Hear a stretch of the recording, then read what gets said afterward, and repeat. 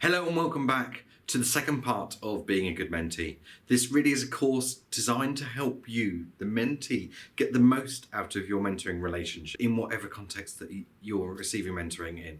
Now, in today's session, or in this session, we're going to be talking about what happens during a mentoring session. What does that structure look like? And what sort of activities might you do? Because actually mentoring isn't always just about sitting there and talking. Mentoring can be about learning skills. It can be about actually practically doing things. So first of all, the first thing I want to introduce you to is the general structure for a mentoring session. And this is called the mentor's mantra.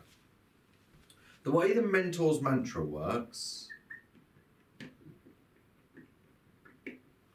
is it's all about helping you to feel safe. It's about fostering and nurturing that trusting relationship, first of all. And so before anything else, a mentor will put safety at the very core of what they do. They want to make sure that actually you've got confidential, a confidential session. They want to make sure that you're in somewhere that you're not going to be interrupted. You can expect that actually, unless someone's in danger, then actually they're not going to be sharing what you're talking about, with the exception of actually if you discuss them going away to talk to someone about you or vice versa. Actually, it's all about helping you to feel secure in that relationship, in that session, at that moment in time. So the first step of the mentor's mantra is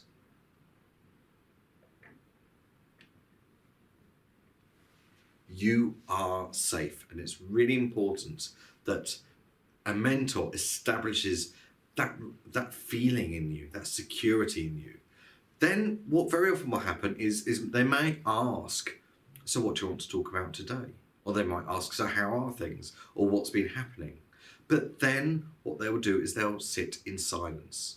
And this isn't because they're trying to freak you out or anything like that. What they're trying to do is they're trying to help you to let your brain do some processing. Very often when we're starting a mentoring conversation, actually, there's so many things happening in our head, or actually we're not sure what to talk about first or anything like that. We need a few moments to get those thoughts in order. So actually the second step is all about making you feel that it's all right to think.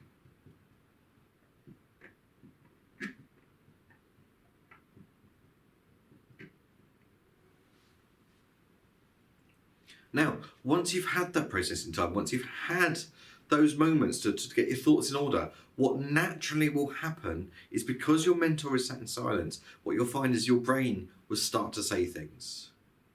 And even if actually you don't understand their question, if you don't understand what they were wanting to get from you, ask them.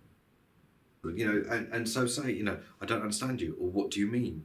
If actually you've worked out what you want to talk about, well, I really want to talk about today, but it's really important for you as a mentee to help you to get the most out of your mentoring session, that actually you talk about whatever barriers, whatever blocks you are facing, because ultimately the purpose of mentoring is to help you to overcome those hurdles. If you don't have any barriers, or if you're not having any blocks, then I'm going to say, actually, you're not living in the same world that the rest of us are living, because we do have hurdles to overcome. The purpose of mentoring sessions is really to help you to overcome those. So the third one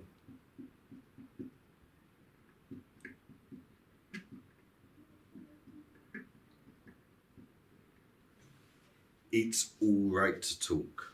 It's all right to talk about the things you're in a safe environment. And so the mentor is responsible for making sure that they give you that safe environment. What will then happen is once you've spoken about it, they might ask you a few questions along the way.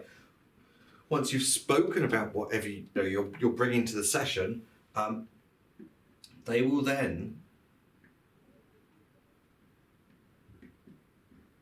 share with you their experience. They may offer some guidance or some advice, but what they will do is they will help you to come up with an action plan. Now, that action plan at the end of a mentoring session is yours. It's not the mentor's to do. If actually the mentor is going away and doing most of the work and then you're not, then this isn't mentoring. This isn't a mentoring relationship. It's really important in terms of getting the most out of your mentoring sessions, that actually that is your action plan. You write down in your notebook, you take it away and you start implementing it. So I want you to now pause this video for a few minutes and I want you to think about, okay, well, so this is the structure. What sort of activities might you do in a mentoring session? And I'll talk to you again in a couple of minutes.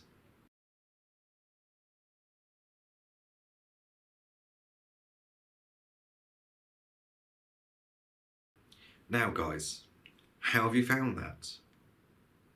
If you've had a few mentoring sessions, you might find that actually you've already experienced a few activities. It might be you've had to think creatively about the sorts of things that might happen in a mentoring session. So, I mean, I'll give you a few examples. It might be that your mentor brainstorms with you. It could be that they do a list of pros and cons, for example. It might be that actually they agree that you're going to do some kind of activity together. So, for example, if you're receiving career mentoring, it might be that they're going to work on your CV together. And that's but not for them to practice how to do a CV because they've already got that experience, but in order for you to learn from them by doing it alongside them. And just the same as actually if you're receiving workplace mentoring, let's say in a garage or something like that, then actually a piece of technical mentoring might be that you're then shown how to change brakes on a car by your mentor, an experienced mechanic. It could be that we just focus on reviewing what you've done in the past. And so actually, almost like continuing threads. So how are you doing with your assignments?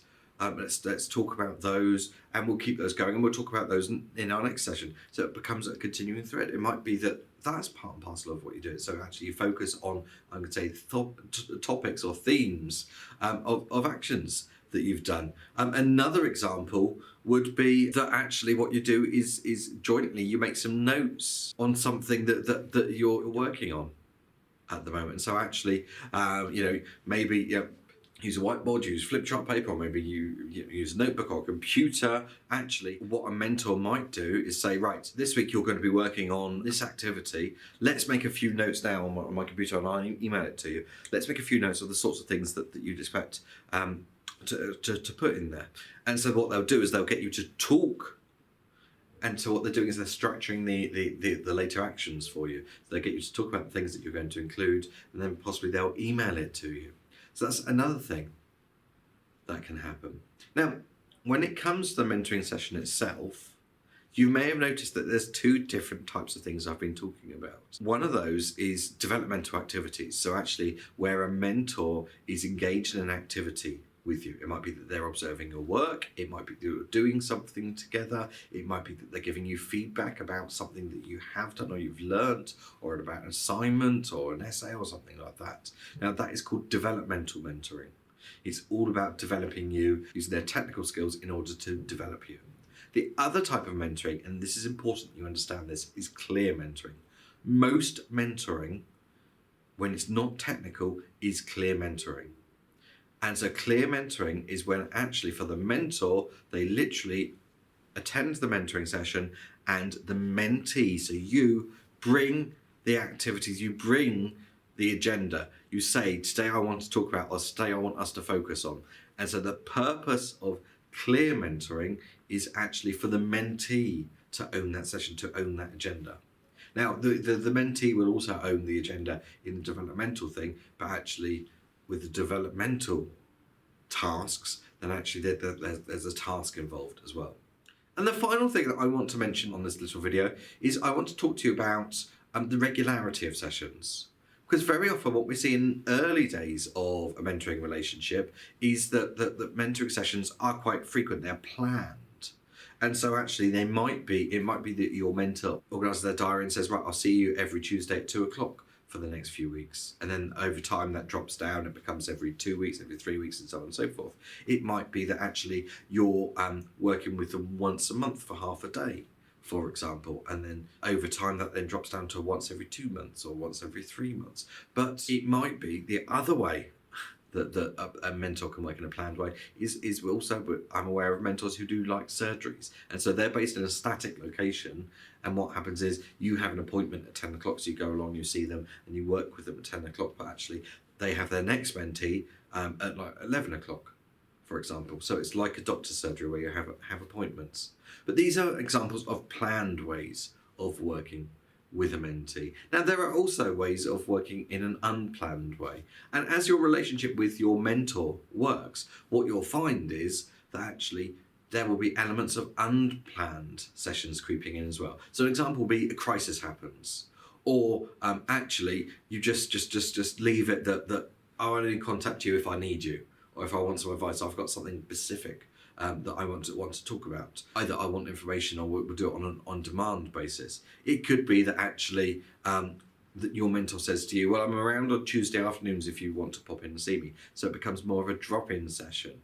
It could be likewise that actually there's they're running a group, and actually they say, well, on Thursday afternoons at 1 o'clock I do this group session. You're very welcome to pop into that.